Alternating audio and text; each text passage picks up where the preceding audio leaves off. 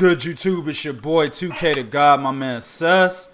Welcome to the Gods of Boxing Talk. Now for this segment, we bringing in somebody from back in the day. Kelly Pavlik, the former WBC, WBO middleweight champion. How you doing, Kelly? Doing good, man. Doing good. Glad to be on. No doubt, no doubt. We appreciate you coming on. And he's coming in to give us some insight about what's going on with him right now and what's going on with the state of boxing. I know I got some questions for him, but I'm gonna go ahead and turn it over to my man Sess, of course, aka the interviewer. Do what you do, fam. Hey, Kelly, man, I appreciate you being on, man. I kind of want to start a little early, Kelly, in your career, and take it back a little bit, man, because I know you were a standout amateur, and you actually won a few junior national titles. But was boxing your first love? I mean, was that the first thing that you kind of went towards, or was it something else? You know what? I started. I went to the gym about 9 years old. I didn't have my first amateur fight till I was almost 11 years old. I was playing, PB football. I was in, T-ball, and then by that time I was in Little League baseball. And I'm a good athlete, really good athlete. And obviously, boxing takes a lot of athletic ability too. And,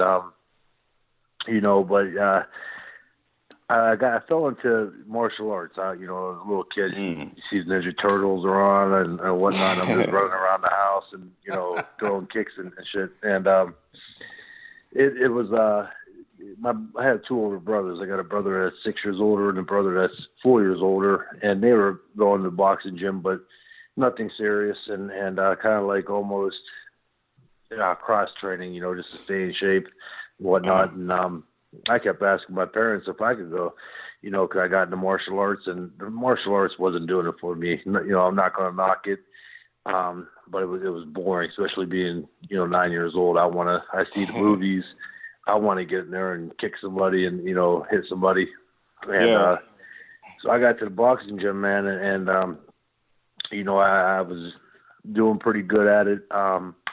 And I had a sparring session. I got my ass whooped in it, and my parents were kind of and my parents were kind of happy about that. They were thinking, okay, maybe he ain't going to want to go back. That was it for him.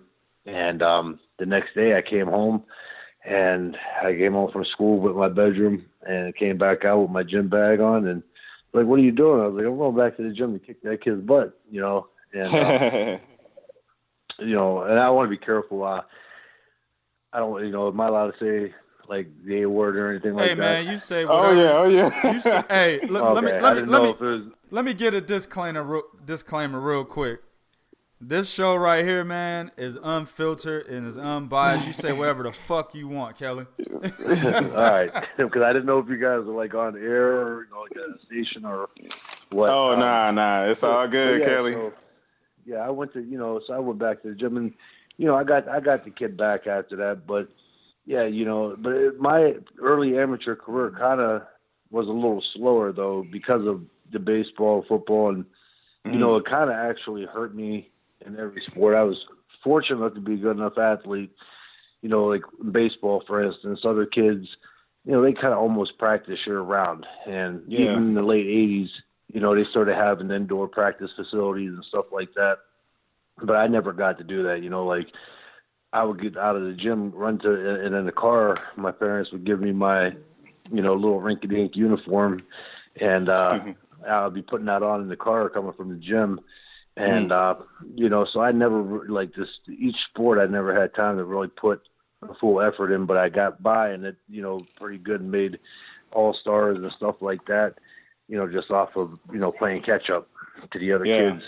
So. Okay. Cool, man. And I always wanted to ask you, Kelly, because I remember, man, some of your earlier fights, man, you weren't as much of a pressure, come forward type of guy. You could actually make a guy miss a little bit and move. But it kind of seemed like when you got deeper into the pros, that was primarily your style, was that come forward pressure, back you up type of style. Was that you're changing, or did Jack Lowe change that and kind of implement that in your camp, or how did that come about? Man, you guys must have been talking to somebody, because that question sounds like you guys know too much. No, you know what? That's a good question. Yeah, obviously, you know, amateurs, not many knockouts. Even though I had a lot of stoppages, and the power came all at once. You know, right towards the end of my JOs, getting into the open division, which I was only in the open division, man, not even a year. You know, when I turned pro. But wow. Yeah, because you got to think about it, after 16. You know, at 17 is open division. Or depending on the cutoff, you know, 16, 17 on the cutoff date. And, yeah, I went straight in the open division. I mean, I only had a handful of, you know, tournaments. But, yeah, you know, I was looking, and stoppages were still coming. But, you know, you're not knocking everybody else. So to be winning those national tournaments, and to be, I think me and Stephen Loebno and Nonito Donaire were the three youngest in the whole Olympic trials, you know, at 17 years old. Oh, cool. And, you know, obviously to get to that was boxing ability. And then, yeah, early on.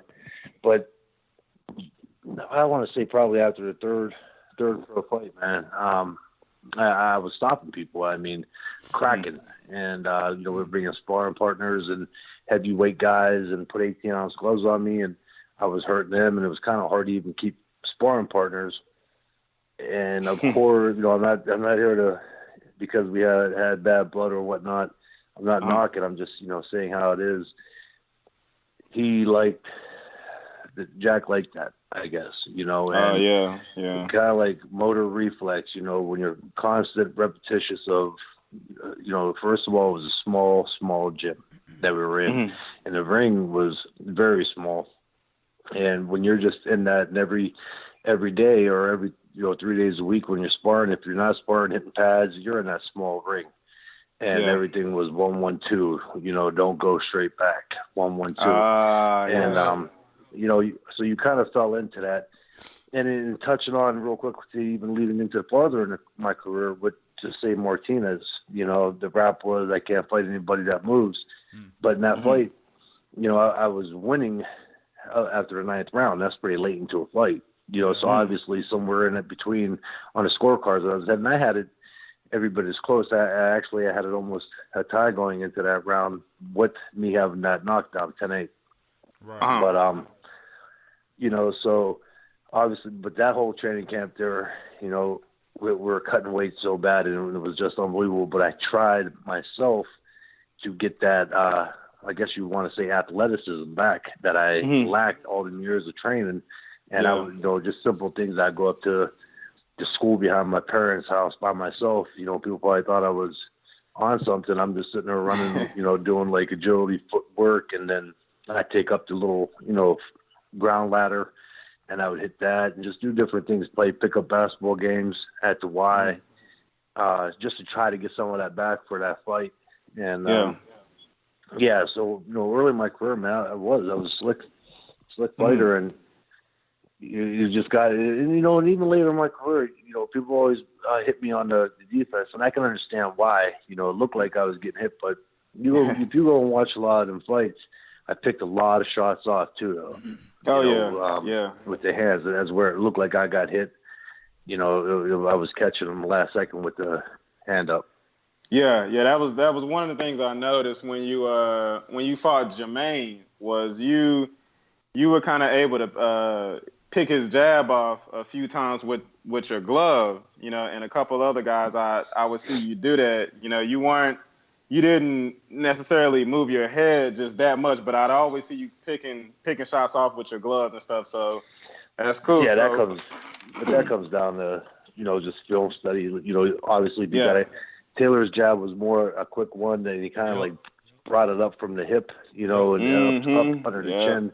So what you do there, you got to be kind of quick with it, but you could cheat your right hand a little bit closer into under your chin, you know, so that way when you turn it over, it's a, you know, easier block. Yeah. So. Okay. All right. So we going into the Edison Miranda fight, Oh, and shit. And That's why I still say that.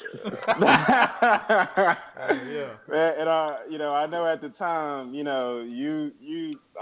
know you knew who Edison was. I knew who he was. I was actually a fan of Edison, and I remember watching you, and I kept saying, man, I don't know. I remember watching that fight with my brother, but it was such an insane fight, man. What was your mentality going into that fight? Well, of course you knew the one, and that would have been don't go backwards and double the jab and come straight forward. Yeah. So, the training regimen that for 10 or 7 years prior to that. But going into that fight, man, I was almost a frustrating time in my career. A lot of guys, were getting that out of the class of 2000, were getting title shots a lot earlier. I mean, not only getting title shots, you guys got to remember, my first appearance on major network television was Zartucci. Yep. Right before Miranda. Yep. And you go all the years of beating people. Like, a lot of things go through your head. You're like, this is boxing. I mean, how long can I go before I fight somebody who's not supposed to beat me, but they hit me with a ghost punch or, just anything bad that could happen. How long before an injury or anything. So I was frustrated with that. Of course, I fought Zartucci, and that was to be for the number one mandatory against Jermaine Taylor. If you go back watch the fight, I even had the big medal on, WBC medal. Yep. They announced it as number one mandatory fight. And then after the fight's over, like a week later, you get a phone call like, you're not fighting Jermaine Taylor your next fight. Now you got to fight this monster, Edison Miranda, which everybody was afraid to fight. Yep. And I'm going to myself like, man, I just ain't meant, I ain't meant to get the world title shot. Yeah. But going into that fight, I found the one good game plan that Jack did have. Miranda was dangerous when you were backing away from him. Absolutely. And he threw those. They weren't the fastest right hands, but obviously they were fast enough to knock people out. And, and he catch them because of the way they looped. And so my game plan was kind of like put the bulletproof vest on. You're going to take some shots, but it was more or less who was going to be able to, last longer. And that's pretty much what going into that fight. Like, I knew that he could not set up or plan on that back foot to get those power shots off. Yep. And I knew I was stronger than him physically, in my head. And which is hard because Miranda was the hardest fighter I ever hit. Really? By far. I mean, he hit little jabs. It's like if you guys played any sport or anything, even football, you got the defensive end or something, and you're coming around and he hits you. Yeah. That motherfucker's strong. Yeah. Exactly. Oh yeah. You could feel it. May not even been like a hard hit, or you may have like went to go push him, and he didn't move the way you thought he was. And in your head, you go, "This dude's strong." This is gonna be a long game, and that's kind of how it was with Miranda. But again, my strength, my conditioning for every fight. I mean, I trained my ass off harder than anybody ever did. And or at least I think. But and that was kind of the game plan, just keep him going backwards and keep firing. Were you? Go ahead. Hold on, real quick, Sus. You did that excellent because one of the biggest things I had seen your Zatucci fight, and just like Sus, I was at the crib like, this kid about to beat Edison Miranda. Now I wasn't a huge fan of Miranda, but I respected him because of how he broke Arthur Abraham's jaw. You know what I'm saying? Yeah. So even with and that's real quick, not to interrupt, bro. Yeah. Even on that too, you have to understand, Abraham was the other monster who he went in. If that fight was the United States, Miranda wins that fight. Absolutely. Yeah. He went in and broke the jaw like that on this short, stocky, all like one big piece of muscle, Arthur Abraham. Absolutely. Yep. And that's even with that though. The one thing that a lot of people didn't understand is your jab, and I knew your jab was going to play a major role in keeping Edison Miranda on his back foot. And I mean, I'm kind of glad you said it because I was going to say it too. Edison Miranda can't fight on his back foot. That was the one biggest thing, the biggest knock on him. That and the fact that he was defensively limited. So if you keep the jab in his face, I think you had the reach advantage as well. You keep the jab in his face, you keep his back up against the ropes, he can't do shit. So and you did that beautifully, man. That's how you beat him, and that's how I said you needed to beat him before the fight. Yeah, man, that's what it came down to. Back him up. It was a great fight, man. Again, I'm not looking for any. I'm not trying to toot my own horn, but at that time, I took fights. Guys don't do that anymore, and we could have easily opted out. By that time, I was hot in boxing too. I was, from the Zartucci fight and the record alone with the knockouts. So then, I mean, what a fight. I would say today with the lack of fights, that would have been a pay-per-view fight, with his record and the amount of knockdown and KO percentage. And that fight was one of them, where you pull your big boy pants up, and you're going to fight.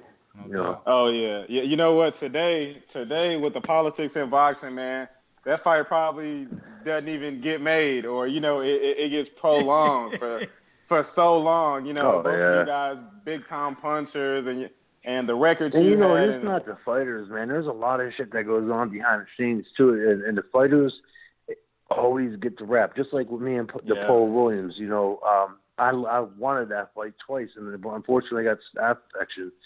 But and everybody goes, and then there was a lot of rumors that I was ducking Paul Williams. All the respect in the world to Paul Williams, should be a Hall of Famer. But what? Here was a kid coming up from welterweight to middleweight to fight me. Now, granted, he was tall, probably a little bit taller than me, but he wasn't a big power punch. I mean, he hit pretty hard at 147. 147, okay? We're talking about middleweight. Exactly. So I was so afraid to fight him, but the next fight, I jumped up 2 weight classes to go fight an all-time great Bernard Hopkins. Yes. That's how afraid I was of the 147-pounder, if that makes any sense, And, but yeah, that's just how things. But again, had nothing to do. The first time that fell out between DeBella and Arum. The second time, unfortunately, I had that staph infection, which was well documented. They put it in Ring Magazine and everything. But right. But a lot of, like D'Lo with Canelo, first of all, and Triple G. That's a lot of De La Hoya behind that. First of all, I knew that fight was going to be hard to make when he outpriced it with the 90. What was that? 90-10 or something like that. Yeah. So. Yeah. Okay. So you knock out Miranda. I mean, you hot shit. Everybody wants a piece of Kelly Pavlik, and your name is just everywhere. Like I said, I remember, man. I think I was probably 15, 16, man, and that is all I kept hearing. So I knew you were gonna fight Jermaine. I think everybody knew it, and everybody wanted that fight. Hell yeah. To see who was the best. You were undefeated. Jermaine was undefeated. And I'm not sure, Kelly, but did you fight Jermaine in the Olympic trials or something like that? Yeah, I did, and that was a fight he won. He won that fight. But, I'm going to have to shoot an excuse, and it's a legitimate fact. I would guess. I was 17. He was a young man, 22. At 20, if you're 22 and 27, that's more matchable. As far as like man maturity. 17 years old is 17 years old, and it was a good fight, man. I'm not gonna lie, it was a good fight, but he definitely won. And in amateurs, that's a hell of an experience for me. For as far as the pro career. That's something I don't think a lot of guys actually knew, because some people's boxing knowledge isn't that deep. But I know you guys did fight in amateurs, but I just remember in the pro game, and when you guys got in front of each other that night, there was so much intensity in the ring. Like, I remember Steve Smoger standing between you guys, and he's like, touch gloves, and the intensity was crazy. Kelly, I'm gonna tell you the truth. I'm gonna tell you the truth, Kelly. Jermaine was my dude, man. I was like, Kelly not beating this boy. Yeah. Yeah. Oh, Man. I'm sorry about that, homie.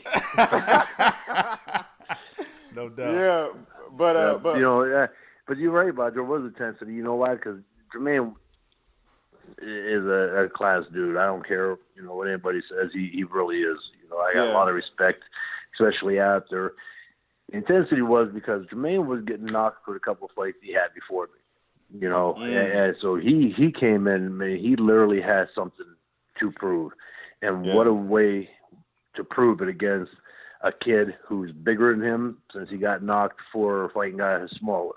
And then he got a kid that not only that, but a kid that could punch, and he got knocked for fighting guys that couldn't punch. You know, this was kind of like almost the make or break of Jermaine's legacy. Yeah. Not of him being a champion because he was already a champion, but of his legacy, you know. And for me, as I explained to you guys, it took me that long to get to that point through, you know, fire, hailstorms, tornadoes, you know, blizzards. And I got there, and it was kind of like you're going to work your way all these years, literally blood, sweat, and tears to get here. So, I mean, you have to understand the intensity. And plus, I think it was the first time, from what I was told now, in history of a world title fight, that two college athletic teams squared off against each other, where I had the Ohio State trunks. You know, that was actually the pants for the Buckeyes, and he had the Razorbacks. The Razorbacks, exactly. Oh, wow. Yeah, that's pretty cool, man. So, Kelly, when you know, of course, you know, Jermaine, I think dropped you in, I forgot what round it was, but second. For you to, the second round, for you to take that, get back up, and then knock Jermaine out, and you take the titles, what was that feeling like, man? I mean, to do it like that, like to do it in that fashion, coming from the Olympic trial loss to him, and then to do it in the manner in which you did it, what was that like for you? Well, for, you know, with the Olympic trial thing, like Jack said in the countdown, you know, so there wasn't much to work off from that. Mm-hmm. Like Jack said, if they were banking off of that win, me being a 17-year-old baby, pretty much, you know, and him being a man with all the international experience, then we hope that. That's what we hope. That was the best thing for us, was him to bank off that. Yeah. You know, because I was 26 years old now, you know, so it's two different worlds. But it's hard to explain. Like, you know, when the fight was over, you know you won the world title, but you don't realize what you just did, especially that fight, you know, that went down for that era like the number 9 or 8 fight in a decade and everything else, which is out of all the great fights in a decade, you know, to make that 8 or 9. But you don't, you know, not till a couple of days later, you don't realize, like, the next day you bring your belts get milled into you, and you open them up like, oh my God, my trophies, man, all my life. But it still really ain't real until like probably about 5 days later when you walk past it, you know, in the corner of your eye, and then you look at them and they're sitting there on your, you know, then it kicks in. So like after that moment, it was, you know, surreal, I guess, is the term to use.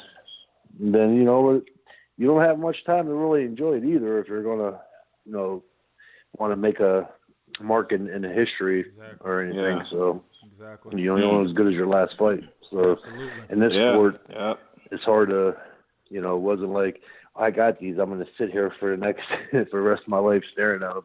It's kind of like, I want to add a couple more, you know, to those. So. Yeah. Cool, man.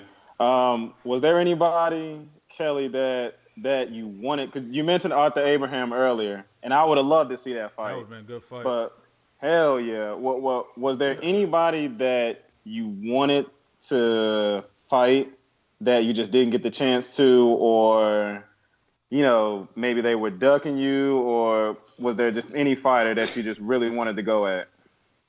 Yeah, you know, there was a handful. Like, I did want to Abraham, but again, that falls on, you know, the promoters, and Yeah. You can't really knock them because boxing is a business, and it's always been that way. Yep. Promoters get a bad rap, but they're the boss. When if you're at work, a boss gives you a paycheck. You're not gonna sit and argue with them and say, "Well, you guys just, your total profit for this year after all the inventory, you walked away with $200,000. Why am I getting?" A promoter is a promoter. He's a boss. And if he tells you he's going to give you $2.5 million and he's going to walk away with $30 million, not too many people bitch about 2.5, but that's the way it goes. He runs the show, and so with that being said, like the Abraham, the big problem again when I say like it's not the fighters. I wanted to fight, but they wanted me to go over to Germany. Now, even though we weren't undisputed champion, we were the lineal champ, which is pretty much, being undisputed. Right. Yeah. So our bitch was, why would we go over to your country where, if you go over there, the only way to win is if they carry them out in a stretcher. Yep. That's the way it goes. So that would have been almost like, it was like wiping your ass before you shit. It made no sense. And so that's kind of what happened there with that. It was just negotiation fell through. I would have liked to have the Felix Sturm too, who held the other title. And definitely had that fight. More so, for the belts, for the trophies. I like the belts, which I'd have probably vacated after because I didn't want to pay sanction fees on all 4 of them, which is crazy. That's why most of your guys vacate the belts after they get them all. But, so those were some fights. Sergio Mora was still lingering out there, but that was kind of, to me, that would have been actually a step back at that point in my career. You'd have whooped his ass. I wanted him from the get-go before I won the title. But, so Paul Williams, like I said, I wanted that fight. But I knew, the one thing I always did was I always wanted to give the fans what they wanted. For instance, I fought Gary Lockett after a well-deserved fight. I took that rematch with Jermaine Taylor. I took it at a catchweight, which I didn't have to do, and I didn't take no tune-ups or nothing. I mean, I fought him literally 3.5 months, not even 3.5 months later, in the rematch. I took that, but I heard just a little bit of fussing going on about me fighting Gary the Rocket Lockett, So like after that fight, and then the Paul Williams fell out. So it was me being the person wanting to give the fans. That's why I jumped up 2 weight classes to fight Bernard Hopkins. Like, okay, so what can people bitch about now? I'm jumping up 2 weight classes to go fight Hopkins. Yeah. And so I always wanted to fight, and that's why I took every fight that was out there. But unfortunately, we couldn't. Again, it's not the fighter don't make the negotiations. It's a business, and the promoters have it. The only thing is the fighters take the criticism. Yep. Yeah, all right, Kelly. So you just mentioned it. I was gonna go into it a little bit, but you mentioned it. The Bernard Hopkins fight. Now, let me say this, because to me, you didn't look yourself in that fight, and I know on the outside looking in, a lot of people are gonna say it was Bernard's craftiness and just what Bernard does in the ring. And rightfully so. Bernard is going to go down as an all-time great and definitely a Hall of Famer. But was there anything, and I know you don't make excuses, but was there anything going on behind the scenes that maybe the fans didn't know, or, maybe in training camp, or were you sick or anything like that, or? You guys got some information. I like this. I like this. You guys, you're setting me up. You're alley-oop me for a good answer. You had to You're be giving ready, me the alley-oop. Yeah. Actually, you know what? I just had a conversation the other day with a buddy of mine, Dominguez, from Oxnard, where I was training at with Garcia. And, the question was the 2 fights that I wish I could, take back or redo. And, of course, those were the 2. And, when I lost to Bernard, like I did with everything, I took the fight. I did the interviews, and there was no excuses made because people loved me, but at the same time, my stuff was like on a magnifying glass. Like anything I said was taken, anything I did. And that fight going in, I had my burst sac was swelled up before I even got into training camp. We were out golfing and I hit the ball and my buddy, I didn't feel that. It didn't hurt or anything like that. And then towards the end, I started feeling a little tight. And then my one buddy, and I was just rubbing it, but I couldn't feel because it was mush, And he goes, dude, he's like, you got a softball in the back of your elbow. Well, here was my burst sac, and long story short, we get in the training camp, and I only sparred like 3 times for that fight. And, oh man. Yeah, but instead of postponing it, now not canceling it, but postponing it, I was more concerned about upsetting my fans. Because a lot of people in Youngstown, it was Atlantic City. A lot of people already had tickets. They got them when the fight was being negotiated. Yeah. And so I went through, I had to wear the band, and then I would take the band off because I didn't like the way that it made me throw my jabs. And I said, I'm going to end up catching bad habits. So then finally, like the 3rd time I was sparring, I threw a jab. The kid slipped it, and the brain thinks quick. I over hyperextended it. And this is not being made up. I'm retired 4 years. I'm not coming back, so there's no reason for me to lie. I ended up getting tendonitis on the inside of it from hyperextending it. So we get through that, and we say, you know what? Me at that point, I think I'm untouchable. I'm Kelly Pavlik. I'm undefeated. Ain't nobody beat me. This ain't no setback. I ran hard. I did other exercises, agility training. I'm in tip-top shape. And we get to Atlantic City. Now, this you could ask Robert Garcia if you guys ever interview him, because the first thing he brought up when I went out there was this. Stephen Luevino, who he was a, featherweight or junior lightweight world champ. Mm-hmm. He was the co-main event on that card, and Garcia was his trainer. And we get there, and I was lethargic, like kind of sick, didn't know what was wrong, but I wasn't running a fever or anything. So finally we had the commission doctor come up, and he said I had bronchitis. So we tried, and then of course at that point, drug testing and everything else, you have to watch everything you put in you. Right. So we're trying to figure out if we get an inhaler, to break up in the chest and everything. Oh, and of course we couldn't get that because there's a steroid in that, to break it up. So we ended up getting, just pills for it. But we put it because the Hopkins camp, Nazim Richardson and Bernard, man, not only are they smart in the ring, they're just everything surrounding boxing. They were just sharp as a knife. So you had to hide everything from them, because if they would have got word, which they still might have. So we put the prescription and Stephen Luevino's name and Garcia. Like I said, you asked him, he remembers that, and so that way Hopkins camp wouldn't find out about it. And like you said, in that fight, here's the way I break it down. I know styles make fights and everything's different, but Jermaine Taylor, whether they were controversial or whoever you thought won, obviously they were close enough. And I had Taylor actually win in the one fight. I thought he outright won it, and I thought the second fight was a toss-up. Between a draw or, it could have went either way. And then for me to go do the Jermaine Taylor, not only knock him out, but then beat him the second time on points, and then to go into that fight with Bernard and get dominated, which I did, blue birds blue. I got dominated. Call it out. I see it.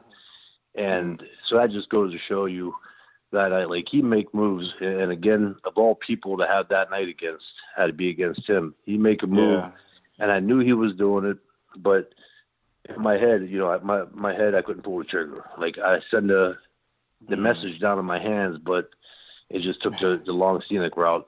And it kind of, and like I said after the fight, I did the interviews. I didn't make no excuse because that would have been the first thing that would have been blown up, making excuses, this, that.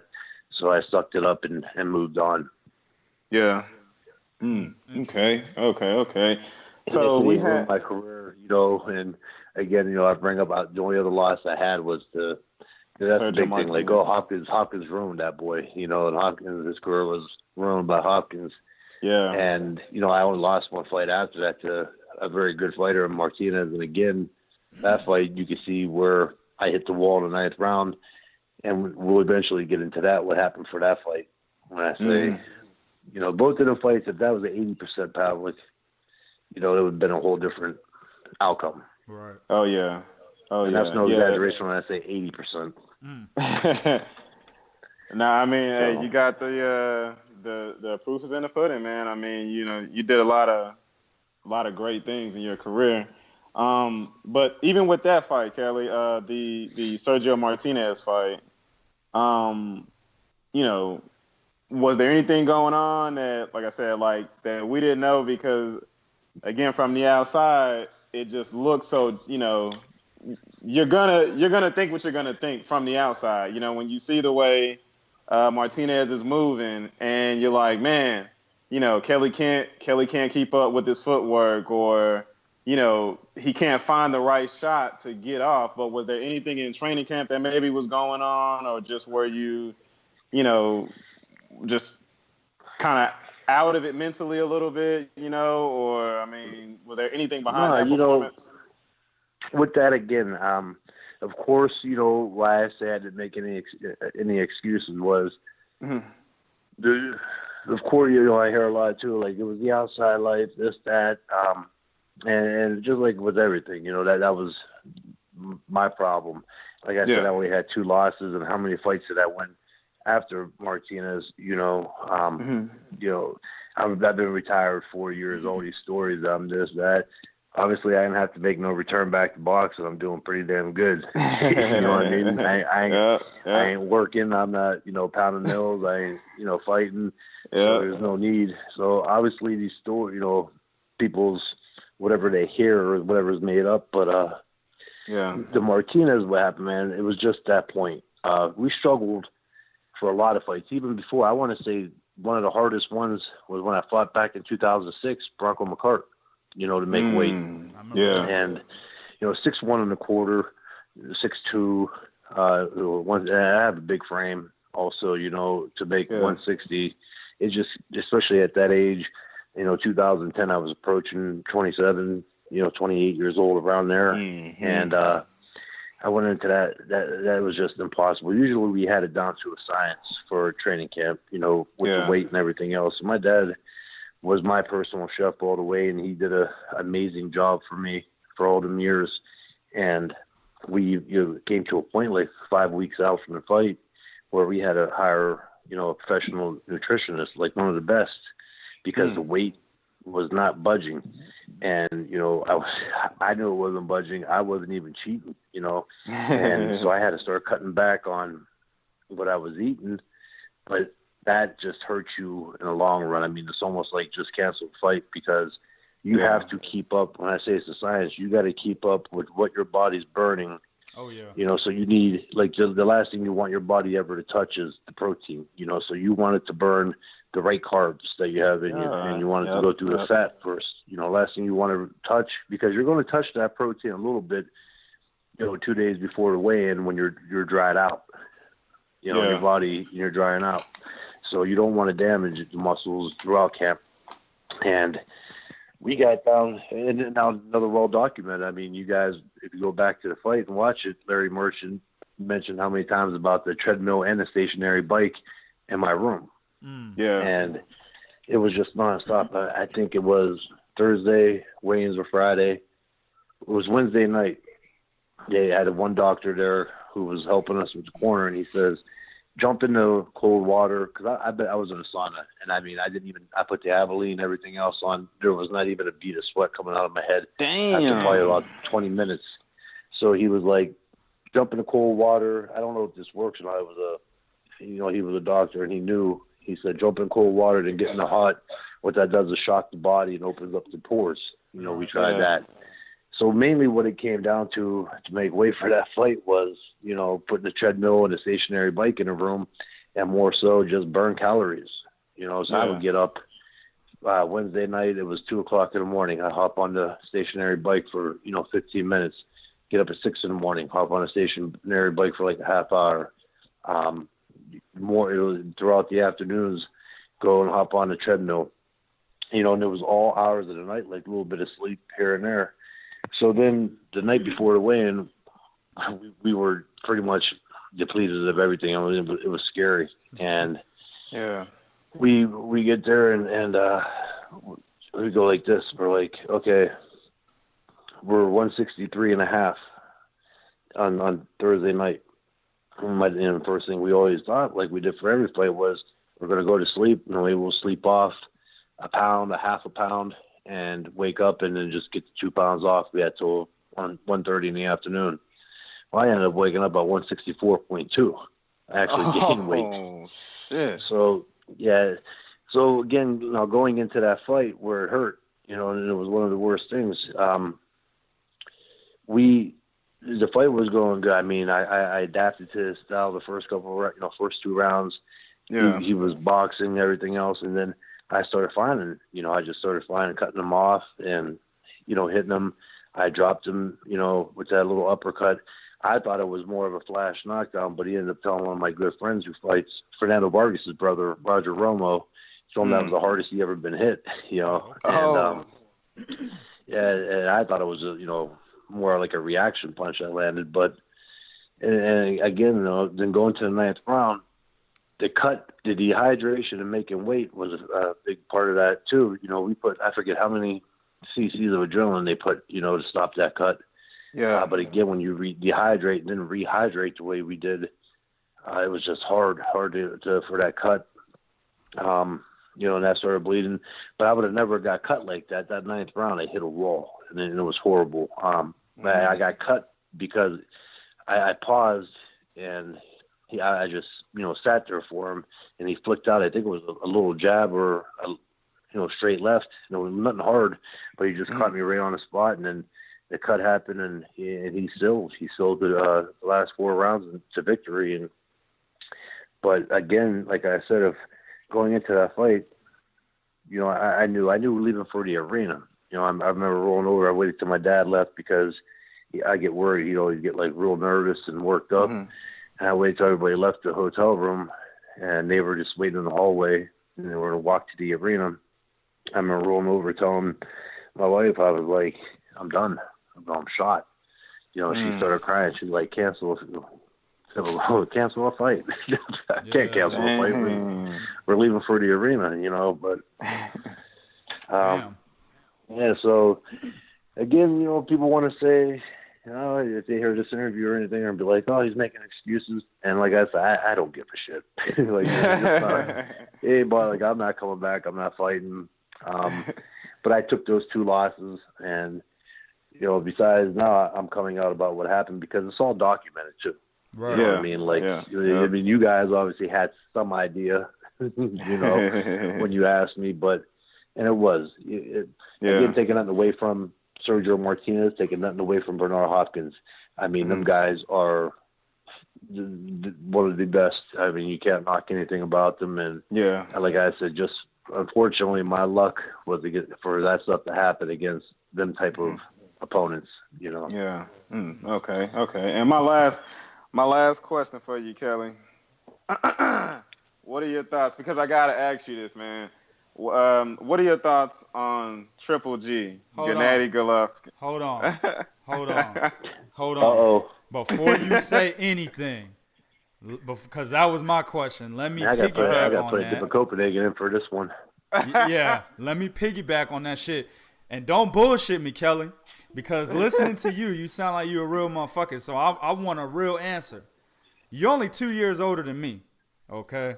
I keep myself in excellent shape, and But this is going to be. I know what you're going to ask, but this is going to be a long response to it because I got to break down to you guys how this works, though. But if you got the time for it. See, I'm not going. Oh yeah, I'm not going to ask you to come back whatsoever. But what I think, okay, this is what I'm gonna ask, and this piggyback off of Seth. Looking at Triple G, looking at Billy Joe Sanders. Knowing the fighter you were, you're only 34 years old. you gotta be sitting there at home thinking, man, I would have fucked these dudes up. Come on, Oh man. yeah. Come on, man. Yeah. Oh, you know what? I'm a humble dude, and I'm gonna tell you straight up. I don't say I would have whipped their ass. Now I'm gonna get into that too. Okay. But first of all, yeah. But now do I think so? Yeah, I'm 230 pounds. I got a little gut, but I'm powerlifting. So Cool. I'm kind of bulked up pretty good. But Right. yeah. So if I miss, I'll grab his little ass and choke him out. But but no, you know what? Triple G, I'm gonna tell you like this, man. Triple G got all the tools, and I'm not lying. And I've heard from people, because like I said before, unless you're in there and you get hit by him, you don't know how hard somebody really hits. But I've talked to people from California, and when he's out there training, and the kid, he does hit that hard. Yeah. He's really good. But here's a kid that has all this, but unfortunately, and it's not his fault, the era and the time that he made his way into this division, there is nobody to test him. People say, well, Cal Burke's going to be a test. And I got to shake my head, because the same reason that I think would have happened with me and Paul Williams. You got a kid coming from 147. If he's a big 147 or not, he fights 147-pound guys. Okay, so that would be even a different. There would be a difference if he jumped to junior middleweight. Would he be healthier and stronger because he ain't cutting weight? Yeah, but he's going to notice at least the first fight or two, he's going to have to adapt to that weight now.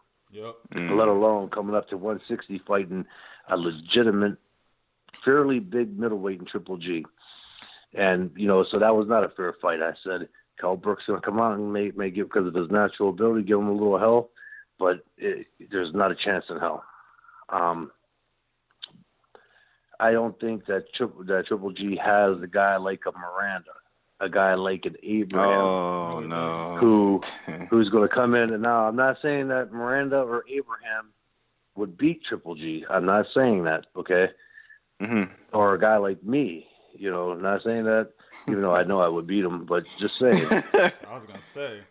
That's going to come in and you hit him, Triple G hits him, and they actually growl back at you. The harder you hit them, the madder they get, And the fact that they're going to hit you back with some powerful shots, and a lot of them, and they're fast and they're world-class, naturally big, strong fucking middleweights. Word. We don't know how Triple G would react to that. Now, we know he's got all the tools. We probably know he's, due to his ethnicity, he's probably got a strong chin. They all do, pretty much. But he hasn't had anybody to test that yet. Nobody tests his whiskers. Nobody give him that gut check. Exactly. You know what I mean by that? And and what's going to happen is he's fighting all these guys, and if he moves up to like a super middleweight, is going to be too late. Is his body going to go through shock, or his mind? Yeah. When he gets hit and he feels a tingle from his fingertips to his toes, or when he's hitting the guy with shots and the guy is grunting, firing body shots back at him, how's he going to react? That is the big test. We know he has the skills, but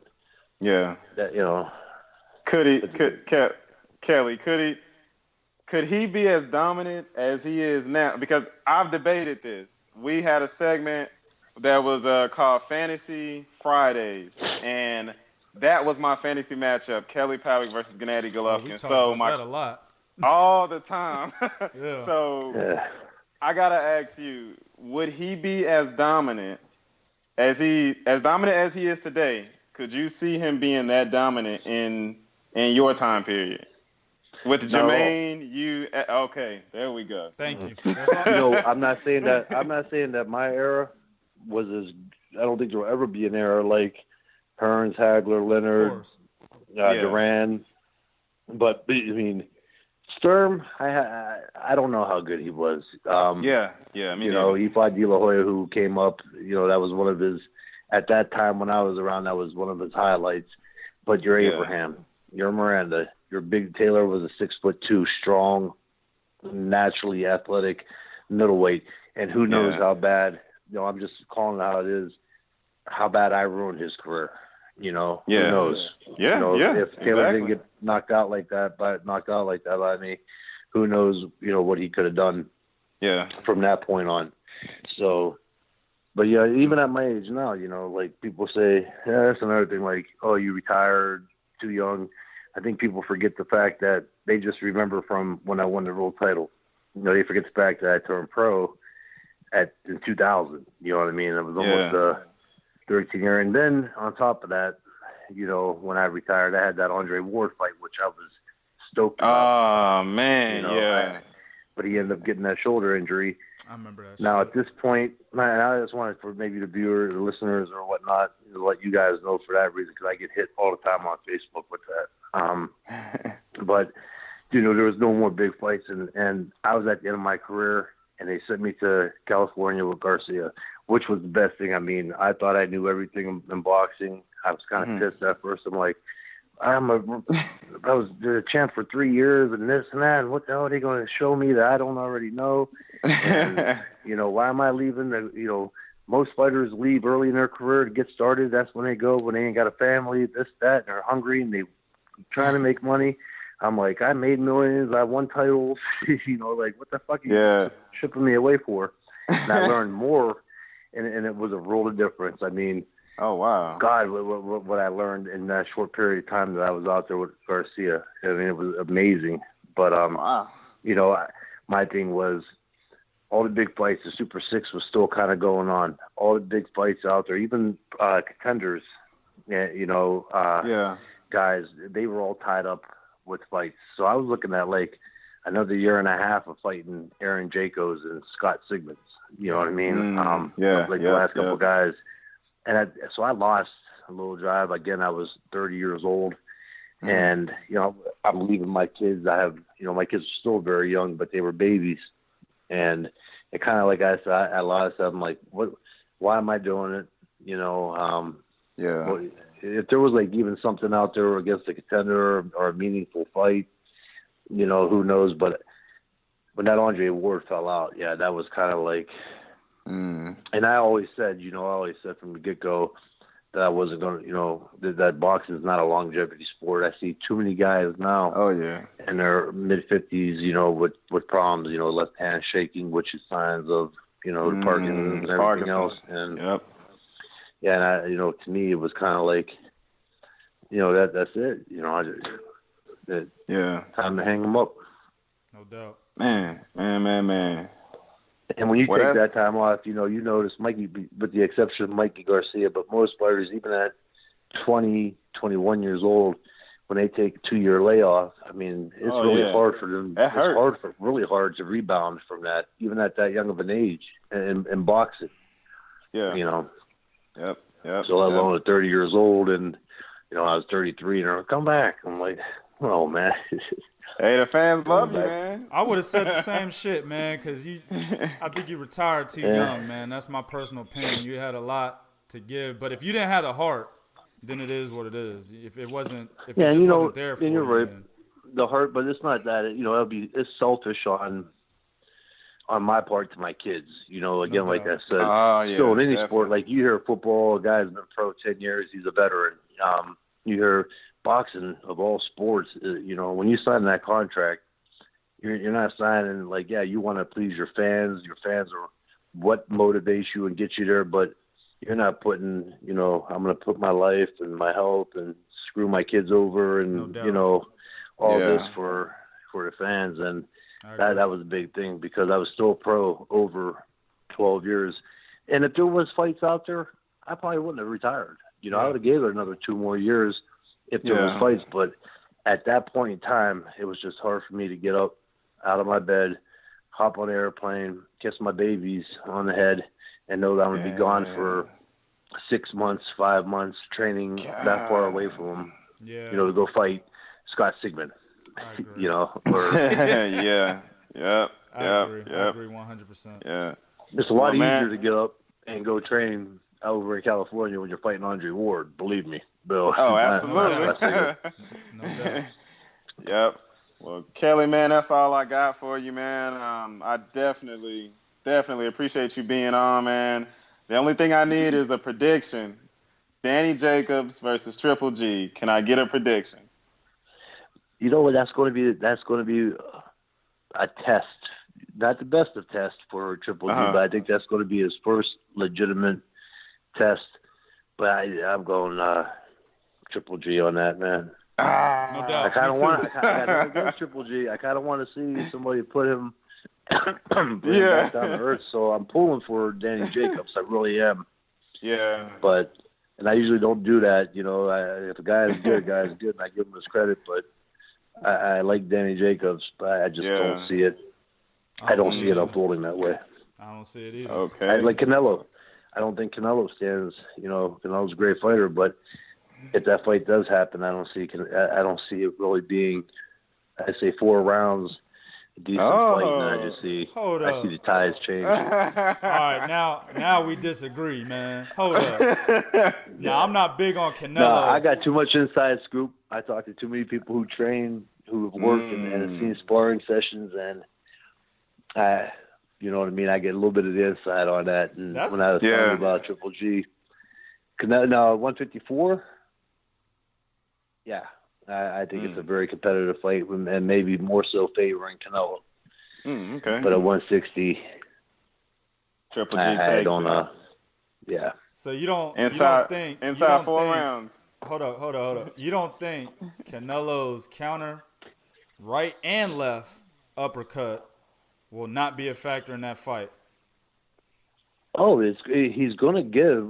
I mean, boxing's a long fight, man. It's almost as equals, but without the minutes to like pro football, you know. Of course.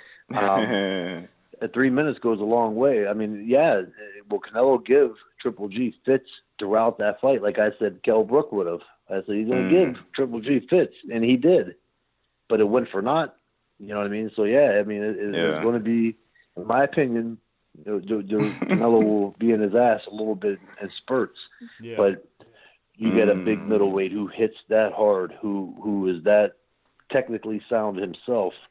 And, you know, it's going to be a matter of how long do you wear each punch? How many minutes around do you wear that punch, you know? And when you get in the clinches and stuff like that. And, of course, you know, Triple G is going to be hitting him with his punches. And that's why I say Canelo's got to wear those for that 3 minutes. What happens by the 5th round? You start losing a little bit of the heart. You start losing a little bit of the will. You can't breathe that well. You got a hemoglobin. Your stomach swelled up to your throat. You know? So, that's the difference I see. Okay. A breakdown. Just breaking down Canelo. You know, he may not come out and do a shoe shine in the first round and sparkle, but it's going to be a professional breakdown of Canelo throughout. That'll be the difference. Yeah. Okay. Well, hopefully I'm wrong, because I would be cheering for Canelo, and I hope you guys are right. I hope you are, but I just don't see it that way. No doubt. Yeah. That's understandable, man. All right, man. Seth, if you ain't got nothing else, I don't have anything else either. Man, that's all I got, man. But I definitely want to thank you, Kelly, for doing this, man. I really appreciate it, man. No problem. Let me know if you guys get any replies on. Let me know how it went. Hopefully I did good for you guys. That was a really good interview, man. You guys did one of the better ones I did. Oh, yeah, so, man. I appreciate you guys know your shit. Actually, man, we probably going to try to get you back on again, you know, eventually. Because I kind of want to talk styles and, you know, break down fights and see what you have to say about that, because we get in depth when we do breakdowns and analysis, man. We're both ex-amateur fighters. And, you know, I still train cats to this day. So does Seth. We train every once in a while. So we're deeply ingrained into the sport, man. So when we give our breakdowns, it's truly in depth. So I want to have you in on one of those just to get your analysis. Yeah, for sure, man. You let me know. Like I said, I enjoy that. And I'm actually in the process myself, just waiting for the right building and location. You know, that's going to be my next chapter in boxing. Oh, nice. Training guys. So, but, you know, I want to make sure, like, when I do it, it's going to be, you know, a beautiful gym, you know, nice. The real deal. Yeah. So. That's what's up. Nice. That's what's up. All right, man. I appreciate you guys. No doubt. Oh, I appreciate definitely. you doing it, man. We'll be in touch, man. I'm gonna hit you up on Facebook right after we hang up here. All right, man. Again, I appreciate it. Take care, guys. All right, you too. You too, Kelly. Appreciate it. All right, no problem. All right. There Cool, it is. man. My man Kelly Pavlik, former WBO, WBC middleweight champion. Also, for you motherfuckers out there that think we be hating on Triple G because we say he hasn't been tested, well, there you go right there. He just corroborated what we say. All right. Do what you do in the comment section, YouTube, but be real. This is real talk for real fans. 1.